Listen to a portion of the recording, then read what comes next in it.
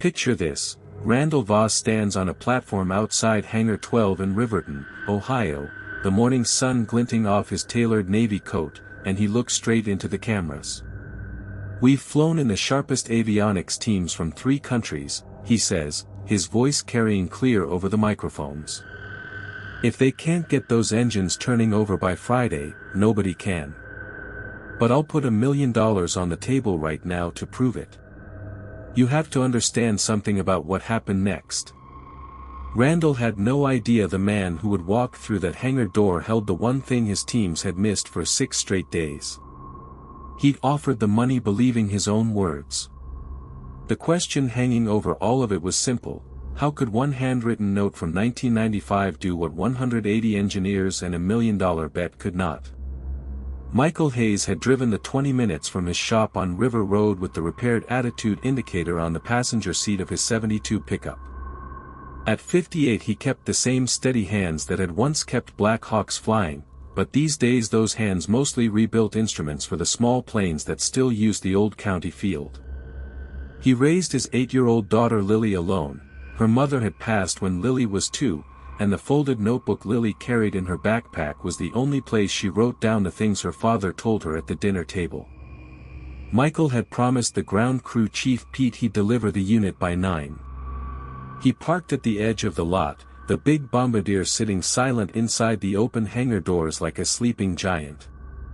The press event was already breaking up when he stepped out. Techs in clean coveralls moved past him carrying diagnostic tablets and clipboards, none of them making eye contact. Michael heard one of them mutter that the backup navigation files still wouldn't initialize after 6 days of cross-checks. He waited near the side entrance, the repaired box under his arm, until Pete came out wiping his hands on a rag. Pete was the only one who ever nodded at Michael like he belonged on the field. "Still no start," Pete said. "Randall's money won't change that if we can't even get the systems to talk to each other." Michael set the box down on the concrete. Through the open hangar door he caught sight of a crew member scrolling through a diagnostic tablet, the screen showing the same initialization error code he'd seen once before. The memory rose sharp and clear: his own father, late at night in the old army hangar, penciling a note in the margin of the 1995 manual, page 214, about how a corrupted backup file could lock the whole navigation chain if it tried to load first. Michael had carried that manual home after his father passed. Lily sometimes traced the faded handwriting with her finger when they sat together on the porch. He looked at Pete. "You running the 7500 on the standard NAV sync sequence or the one that came with the block update last year?" Pete gave him a tired look. "Everything in the book." "Twice." Michael hesitated. Then he pointed at the tablet. "Mind if I see that for a second?" Pete studied him for a long moment, the grease under Michael's fingernails, the plain work shirt, the quiet way he waited. Then he jerked his head toward the hangar. "Come on. You've got 4 minutes before somebody asks who let the delivery guy inside." They walked past rows of unused tool chests and the smell of hot metal and jet fuel. The tablet showed the exact conflict Michael's father had warned about. Michael sat at the ground terminal, typed the short override string the note had described, and watched the corrupted file clear. He forced a fresh sync. The engine spooled to life with a low, steady rumble that rolled through the hangar floor. Pete stood still, the rag forgotten in his hands. "4 minutes," he said. "You just did in 4 minutes what we couldn't do in 6 days." Michael closed the terminal. "It was never the engines," he answered.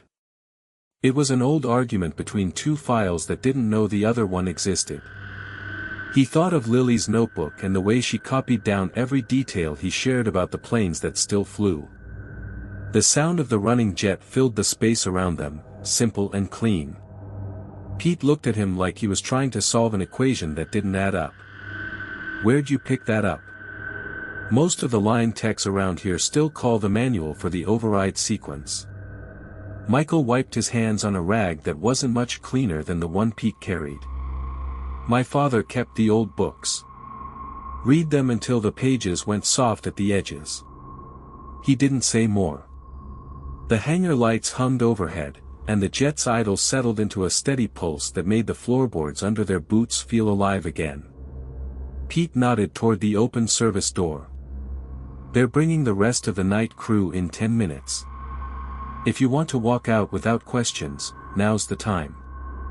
Michael glanced at his watch. Lily's school let out in 40 minutes, and he still had the last 2 packages in the truck. But before he could answer, a second alert pinged across the tablet. Pete frowned at the screen. That one wasn't there this morning. Michael leaned in. The code was familiar in a way that tightened his chest, the same sequence his father had circled in red ink on page 214, right under the note about corrupted backups. Only this time the conflict wasn't in navigation. It sat deeper, in the fuel management link that fed the auxiliary tanks. One bad load and the plane could register empty when it still had 3,000 pounds aboard. He thought of Lily at the kitchen table the night before, copying the manual's margin notes into her own spiral notebook, her handwriting careful, just like his father's. She'd asked him what would happen if 2 systems couldn't agree on how much fuel was left. He'd told her the truth, the plane would fly fine until the moment it didn't. Pete was already reaching for the radio. I need to call this in. Hold on, Michael said. The words came out before he could weigh them. If you report it now, they'll ground the aircraft for the full diagnostics crew. That's another 6 days, minimum. Pete studied him again, longer this time. And you know a fix that won't take 6 days. Michael felt the old weight settle, the way it always did when someone looked past the delivery shirt and saw the hands that still remembered torque specs and wiring diagrams. I know the argument those 2 files are having. My father wrote the patch that used to settle it. It's on a floppy he kept inside the manual's back cover. Pete's eyebrows pulled together. A floppy. You're serious. Dead serious. And if we're lucky, the ground terminal over there can still read it. Michael walked to the locker where the manual had ridden in his truck for 12 years. He pulled it out, the spine cracked, the pages thick with tape and paper clips. Lily's latest drawing, a stick figure plane with her name written under the wing, peeked from between pages 210 and 211. He set the notebook aside and found the faded disc. The terminal took it with a reluctant whir. Michael typed the string his father had penciled in the margin. The alert cleared. Fuel reading steadied. Pete watched the gauges climb and settle exactly where they should. For a moment neither man spoke. Then Pete said, "Lo, you're not just dropping packages, are you?" Michael closed the manual. "I drop what needs dropping. The rest is between me and a hangar that closed 20 years ago." Pete started to answer, but the radio crackled. "Dispatch. They needed the aircraft moved to the main apron in 12 minutes for an early charter." The same charter whose owner had once told Michael, standing in the rain outside this very hangar, that a man who drove a truck had no business near an airplane. Michael's stomach tightened. He looked at Lily's notebook again, the drawing of the plane, the careful loop of her name. Pete was waiting for some kind of answer. The jet's engines kept their steady rumble, the sound of work that still had a little more to do before the night was over. Michael climbed into the left seat without waiting for permission, the old familiarity settling into his shoulders the way it used to after a long night of line work. Pete took the right, calling the tower for clearance while Michael ran his hand along the overhead panel, checking switches the way a man checks the locks on his own front door. You could see it in the way he never fumbled for the right lever. The jet eased forward, tires humming over the concrete, and for those first few minutes the only sounds were the engines and the quiet radio chatter. Then the drawing slipped. Lily's paper had been tucked between the pages again when Michael closed the manual, but the motion of the aircraft nudged it loose. It drifted down beneath the center console, the crayon lines of the little plane and her careful looped signature now visible to anyone who cared to look. Pete spotted it first. He reached down, turned it over once in his fingers. "Lily," he said, not asking. "Your girl." Michael kept his eyes on the taxiway lights. 9 years old and she still thinks every plane needs her name on it. Started doing that after her mother passed, said it helped the planes remember where home was. He didn't add the rest, how she'd drawn one for every truck he drove to, how the back seat of the delivery van was full of them. They rolled the jet onto the main apron with 4 minutes to spare. The charter crew was already waiting, 2 men in dark suits and the owner himself, the one who'd stood in the rain 20 years earlier and told Michael a delivery driver had no place inside the fence. Same narrow shoulders under a newer coat, same gold watch catching the floodlights. He walked straight to the stairs as they locked into place. Pete killed the engines and popped the door. Michael stayed in the cockpit a moment longer, gathering the manual, sliding Lily's drawing back inside page 210. When he stepped out onto the apron, the owner was already frowning at the logbook Pete held out.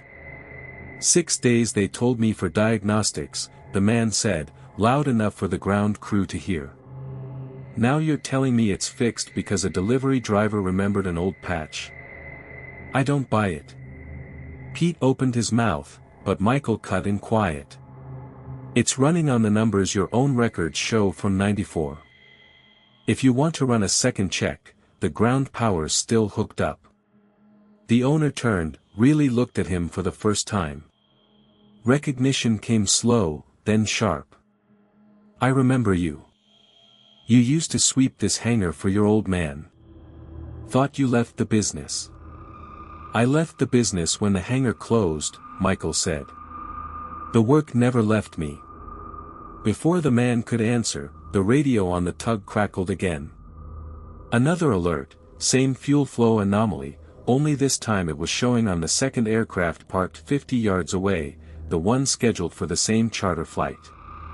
2 planes, same symptom, and the diagnostic crew was already gone for the night. Pete looked at Michael. The owner looked at his watch. Michael felt the weight again, heavier now. Lily's drawing sat inside the manual under his arm, her name written under that stick figure wing. If they pulled the same floppy trick on the second jet, word would spread before sunrise.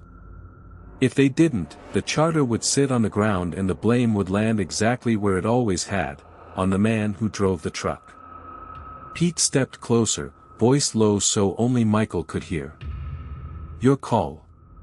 But that second plane's got the same wiring harness your dad rebuilt in '93. I checked the serials while you were taxiing.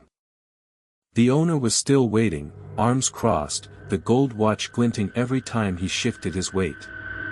The ground crew had stopped pretending to work and were watching openly now.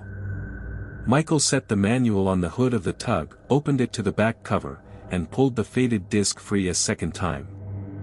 He didn't ask permission. He just walked toward the second aircraft, the one still dark and silent under the lights. Behind him Pete spoke to the owner, calm as a man laying out a fact. You might want to watch how this goes. Some of us remember when this field could fix its own problems without waiting 6 days. The hangar door at the far end of the apron stood half open, the same door Michael's father had locked for the last time 20 years ago. Michael climbed the stairs of the second jet without looking back, the manual under one arm, the drawing of Lily's plane still tucked inside it like a quiet witness. The question wasn't whether he could fix it. The question was how much of the old life he was willing to let show before the night ended. Michael opened the forward access panel on the second jet the way you open a book you've read too many times. The wiring harness lay exactly where his father had left it in '93, the same blue tape label still clinging to the bundles, half faded but legible if you knew what to look for. He clipped the test light to the first terminal and watched the faint pulse that shouldn't have been there. Same anomaly, different aircraft. 2 planes grounded on the same night, and the only man left who could read the old prints was the one the owner had already written off as the tug driver. He worked quiet, one hand steady on the multimeter, the other resting on the edge of the manual. Lily's drawing peeked out from the back cover every time he turned a page. The crayon wing looked crooked under the hangar lights, the way a 6-year-old draws when she's trying to copy the real thing she sees out the car window. He didn't pull it all the way free, just let the corner stay visible so he could glance at her name between steps. The smell of old hydraulic fluid and cold aluminum hung in the air the same as it had when he was 17, helping his dad lock that far door for the last time. Pete stayed on the apron, talking low to the owner. The gold watch caught the light every time the man checked the time again. One of the ground crew muttered something about union rules and overtime, but nobody moved to leave. They were watching now, genuinely watching, the way people watch when they think they might have missed something important the first time around. Halfway through the second harness, the multimeter needle swung hard and stayed there. Michael stopped. The reading was worse than the first plane, not a loose connection but a full breach in the insulation where the wires ran too close to the bleed air line. Heat had eaten through the jacket over 20 years. If they'd launched with this, the charter would have been turning back before they cleared the state line. He reached for the spare spool of shielded wire his father used to keep in the tug side bin, the one nobody had touched since the old man retired. It was still there, coiled neat under a layer of dust. That's when the new alert came through on Pete's radio. A third plane, the backup Beechcraft parked on the far side of the fuel farm, had just started showing the same fuel flow spike on its pre-flight check. The owner's voice carried across the apron for the first time. "How many of these things are we looking at tonight?" Pete didn't answer right away. He looked at Michael instead, waiting for the nod that said the second jet was stable enough to leave for 10 minutes. Michael wiped his hands on a rag, tucked Lily's drawing back into the manual so it wouldn't catch the wind, and climbed down the stairs. The third plane sat dark and cold, its boarding door still latched.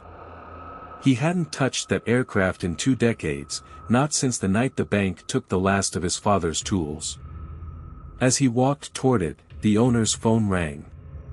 The man stepped away, voice dropping into the clipped tone he used when money was about to move or stop moving. Pete fell in beside Michael, voice low again. "That Beechcraft was the first one your dad ever signed off on after the rebuild. Serial plates still original." Michael nodded once. The drawing under his arm felt heavier than paper had any right to feel. He set the manual on the wing root, opened it to the faded disc one more time, and started the walk around the way his father had taught him, slow, deliberate, one light touch on each panel before he moved to the next. The question that had followed him all night was still there, only louder now. How much of the old life could he let show before someone asked the name on the hangar deed that had never been transferred out of the family? Behind him, the owner finished his call and started walking their direction. The ground crew had moved closer too, forming a loose half-circle under the lights. Michael kept his head down, fingers tracing the next terminal the way you trace a name you haven't said out loud in years. The third aircraft waited, and the night still had hours left in it. Michael kept moving along the wing, one palm sliding over the rivets the way you check a pulse you're not sure it's still there. The Beechcraft's fuel cap sat loose under the light, someone had torqued it just enough to pass a glance and not a fingertip. He reached for the rag in his back pocket and caught the drawing sliding out again.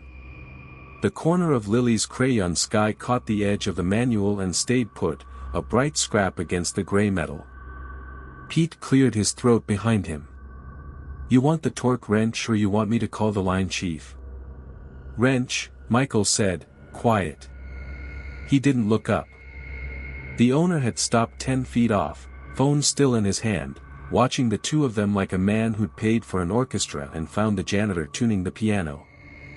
The new problem showed itself on the second panel, a hairline crack in the fuel flow sender housing, the kind that only sang when the engine was hot and the night air cooled the line just right. Michael pressed his thumb against it once, felt the give, and knew they were looking at a ground stop until it was replaced. He straightened, rag still in his fist, and turned. The owner's voice came level but tight. "How long on this one?" Michael met his eyes for the first time that night. "Depends on whether you want it done right or done fast." A beat passed. The ground crew shifted closer, boots scraping the concrete. One of them muttered something about the schedule and a charter due out at dawn. Pete stayed where he was, arms crossed, waiting. The owner's phone buzzed again. He glanced at the screen, thumb hovering, then let it ring out. "I was told this field had a senior man on nights who knew these frames inside out. That man retired last month. So I'm asking you." Michael felt the drawing against his ribs where he'd tucked it back. Lily had drawn the three of them standing under the wing of this very plane, him, her, and the empty space where her mother used to stand. The hangar deed was still in the safe behind the parts counter, signed in his father's hand and never moved after the funeral. Nobody at the field used that name anymore. He'd made sure of it. He wiped his hands once more, slow, then nodded toward the cracked sender. "That housing is original to the rebuild in '78. Replacements in the bin under the bench if you still keep your father's stock. 20 minutes to swap, another 10 to test. Or we can ferry it to the big shop and lose the charter." The owner's expression shifted, something between recognition and the beginning of a question he wasn't ready to ask out loud. Pete handed over the wrench without being told. The ground crew stayed where they were, listening. Michael dropped to one knee on the mat and started the bolts. The motion felt older than his shoulders. Every turn brought the same faint metallic smell his father's shop had carried on winter nights, when the kerosene heater ticked and the radio played low. He worked without hurry, the way you work when you know the next mistake costs more than money. Halfway through the last bolt, the owner's phone rang a third time. This time he answered, voice low. Michael heard only the tail end, something about the Devereaux account and a meeting that couldn't wait until morning. When the call ended, the owner stayed where he was, watching the wrench turn. Pete crouched beside Michael, voice low enough the others wouldn't catch it. "You ever tell him your name's on the deed?" Michael shook his head once. The bolt seated clean. He reached for the test light, thumb brushing the edge of Lily's drawing again as he stood. The owner took one step closer. "I need to speak with you when this is done," he said. No edge in it now, just the weight of a man who'd started the night sure of who was in charge and was no longer certain. Michael nodded, wiped the light on the rag, and moved to the next panel. The night still had hours left, and the question he'd carried since the first engine light was still unanswered. How much of the old life could stay buried before the deed, the name, and every quiet year he'd kept them hidden came due all at once? The owner, Randall Voss, with his pressed navy blazer and the gold watch that caught every hangar light, stood quiet while Michael finished the panel test. The charter plane hummed steady now, the cracked sender swapped out clean. Pete signed the log and the ground crew drifted back to their own tasks, but Randall stayed. "My office," he said, low. 5 minutes. Michael walked the short distance with Lily's drawing still folded in his pocket, the crayon lines softened from his thumb.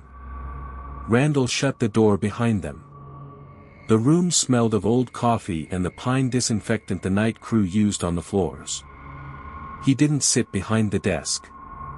He leaned against it instead, arms loose at his sides like a man who just set down something heavy. "I called the Devereaux people back," Randall said. "They're the ones who wanted the early charter out of here before dawn. Said they needed the owner present for the signature on the contract renewal. I told them I was the owner." He paused. "They asked for Michael Hale." Michael waited. The kerosene tin on the shelf still carried the faint diesel ring from 30 years ago.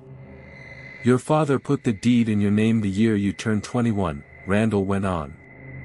"I bought in later," thought I was buying the whole thing. Turns out I bought the right to run it. You own the ground beneath it." He rubbed his jaw. "I dismissed you in front of the crew last week because you missed the morning meeting. Said mechanics don't make decisions. That was wrong. I'm sorry for that." Michael nodded once. The apology sat between them without needing more words yet. "The contract's in the top drawer," he said. "I kept it there so the bank wouldn't need me for every wiring bill. You've done good work with the routes." Randall looked at the floor, then up. "They'll be here at 7. You coming in with me?" Michael said he would. By 7 the hangar had filled with the low light of a winter morning and the sound of tires on the frost-rimed apron. The Devereaux party, 2 men in dark coats, 1 woman carrying the folder, stood near the wing while the crew loaded luggage. Randall led them into the small conference room off the office. Michael followed a step behind, the same way he'd followed his father into that room when he was 12 and the radio played ball scores on the counter. One of the men, thinning hair, the same watch Randall wore, looked up from the papers and smiled the slow smile of recognition. "Michael. Your father flew us through the ice storm of '81. We never forgot the name on the manifest." He turned to Randall. "We assumed the son still held the deed. That's why we asked for him on every renewal." Randall set the folder down. "He does. I run the day-to-day. We're partners in practice if not on paper." He looked at the room. "I told Michael last night I was sorry for the way I spoke to him. I'm saying it here so you all hear it. He's the reason this place stayed open when the bank came calling 5 years ago. I was just the face at the counter." The woman from Devereaux slid the contract across the table. Michael signed first, then Randall. The crew outside watched through the glass, Pete with his arms crossed, the younger mechanic who'd laughed when Randall sent Michael home early the week before. No one spoke until the papers were stacked and the coffee poured. Later, after the plane lifted and the hangar quieted, Michael drove the long way home. Lily met him at the door in her school sweater, the one with the loose button she'd asked him to fix. He pulled the drawing from his pocket and smoothed it on the kitchen table. The crayon plane now had a second figure beside it, taller, wearing the same jacket he still wore. She traced the lines. "Did you fix the loud part?" "I did," he said. "And the man who thought I couldn't run the place told the others I could." She nodded like that settled something and went back to her homework. Michael stood at the sink a moment longer, the water running, the smell of metal and kerosene still faint on his hands. 40 years of mornings like this one, the mortgage paid, the girl fed, the shop lights turned off behind him. The deed had waited in the drawer the way a promise waits, quiet until the time comes to read it aloud. What stays buried too long starts to rust, same as any sender housing. Better to let the light hit it before the next charter needs to fly.